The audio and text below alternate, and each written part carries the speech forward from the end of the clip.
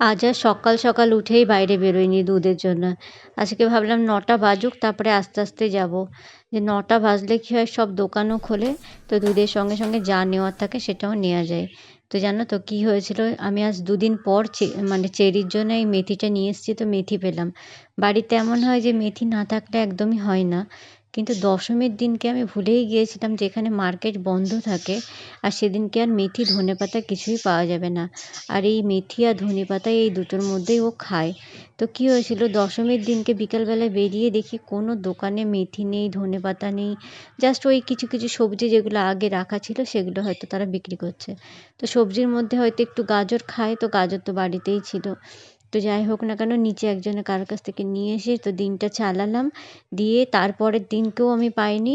তারপরের দিন সন্ধ্যাবেলাতে গিয়ে তখন বলে কি না মেথি 50 টাকা, ধনেপাতা 30 টাকা। তো আমি ভাবলাম যে ধনেপাতাটা নিয়ে যাই, কাল সকালবেলায় এসে মেথি নেব। তো সকালবেলায় যখন 9টার সময় বেরিয়ে গেলাম যে সব কিছু একসঙ্গেই নিয়ে আসবো, চিকেন, মেথি, তো 50 টাকা ধনেপাতাটা 40 টাকায় নেমে আসলো। ছিল তো ওই একই ফ্রেশই মেথি, কিন্তু 50 টাকাটা 40 টাকায় নেমে আসলো। আসলে এখানকার সবজিওয়ালাগুলো ওই করে।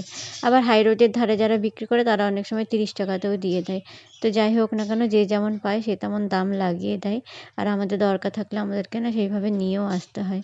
তো আজকে না মানে বানিয়েছিলাম রবিবার বলে একটু চিকেন বানিয়েছিলাম, আর তার সঙ্গে ভাবলাম মেথির শাক বানাই। চেরির জন্যই মেথি